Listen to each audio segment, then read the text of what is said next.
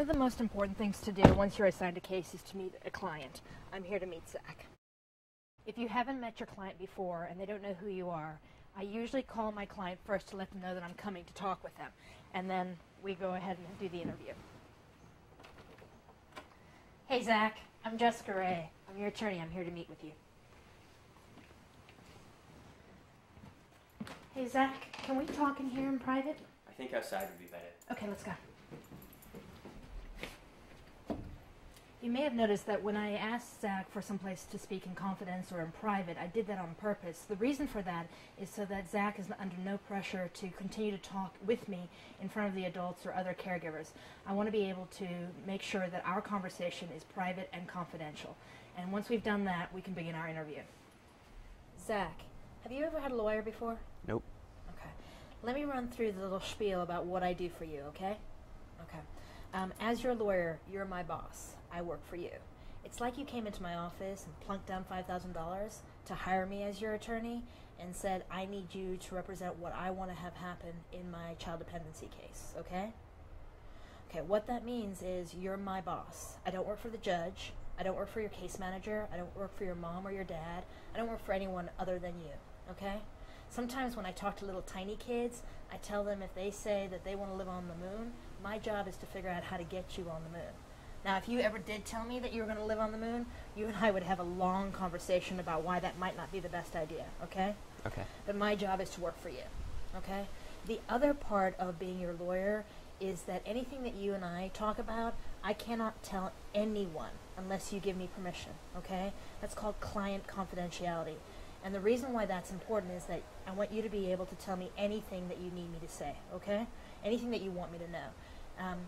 That rule is so strict that say we went to court and the judge said to me, Jessica, I need to know what Zach's favorite color is. And you told me that that was confidential or private.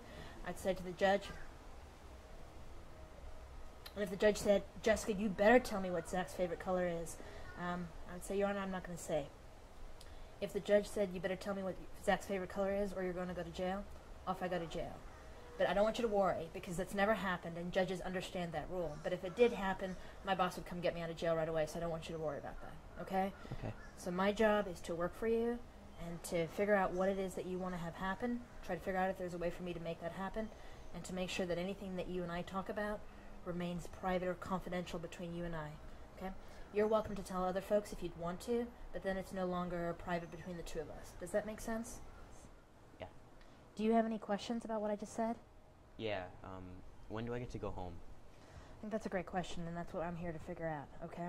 What we're going to talk about is what's going on in your case, and what's going to happen next. But I wanted to start with maybe you can tell me a little bit about what's going on with you and what you understand to have happened so far. At this point in the interview, I often talk to my clients about, first of all, how they're actually doing in their current placement and figure out if they understand what's going on or if they have any questions about the court process. I also want to find out what's going on with school, any health care needs that they have, if they're having visitation with their family or friends, who's important to them, what activities they'd like to do, and if they're missing out on that. I also want to make sure that I know that they know when their next court date is and what's going to happen at that court date. It's really important. One of the biggest frustrations that many of my clients report is that they have no idea what's going on and no one ever talks to them and lets them know at this hearing the court is going to decide this, at this hearing the court is going to decide that. And it's really important that our clients be engaged in the process because the case is about them, no one else. Thank you so much for coming out to see me. It really means a lot. This place still sucks, but at least I get it now. I'm glad. Let's talk about what's going to happen next, okay? At this point in the interview, I do a wrap-up. We talk to the client about when the next court date is, when I'm going to be in contact next, what we should expect to have happen, and make sure that there are no further questions that the client has before we close the interview. Okay, Zach, so we've talked about what's going to happen next. Remember, your next court date is next Thursday, okay? And in that hearing, the court is going to check in on how you're doing, figure out if we're going to set this case for trial or if your parents are going to agree with everything, okay? Okay. Okay. You and I are going to talk on Tuesday afternoon. I'll give you a buzz right after school, okay? Okay. Okay. So that's basically it. But I just wanted to make sure that you know how to reach me. Here's my business card.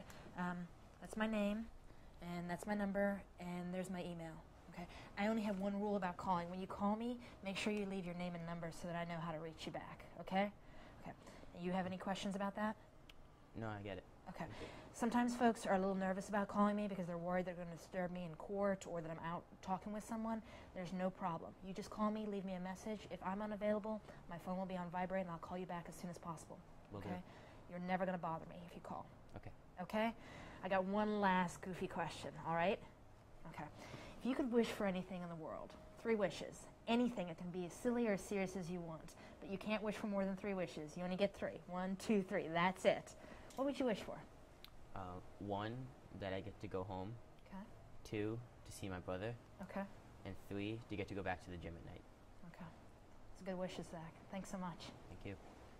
As I finish my interview, I want to make sure that my client knows when the next court date is, knows when I'm going to be in contact with them, and knows what's going to happen. I also ask that 3 wishes question to make sure that I know exactly what my client is thinking. Sometimes those wish questions reveal a lot of information. It also gives my client an opportunity to answer honestly any adults that ask them, what did she talk to you about? They can say, well, she asked me 3 wishes, and it's pretty innocuous. The interview is very important. You're there to get some information from your client, but it's also an opportunity to build rapport. I really encourage you not to go in with a checklist and simply check off documents or issues that you want your client to address. Make sure you're using that time to follow up on information that the client wants to share with you and to build a little bit of a relationship.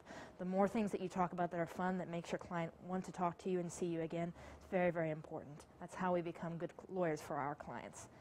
If you have any questions about representing children, please feel free to contact Florida's Children's First. Thanks.